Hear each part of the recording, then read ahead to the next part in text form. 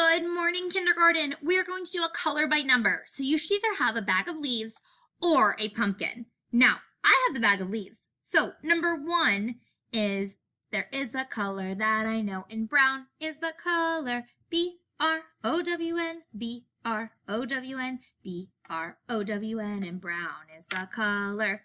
Number 2 is R-E-D, red, R-E-D, red. I can spell red, I can spell red. And number 3 is orange. I need to look up an orange song. I do not know one. I'll ask Mrs. Newlands. I bet she knows one. All right, friends. So wherever I see 1, I'm coloring brown. 2 is red, and 3 is orange. So I would neatly color in my bag. I see the number 1. I would color it brown. Okay, my friends, I cannot wait to see your beautiful kindergarten coloring. Remember, we're going to stay inside the lines and do our very best. Mrs. Newlands and I will see you soon.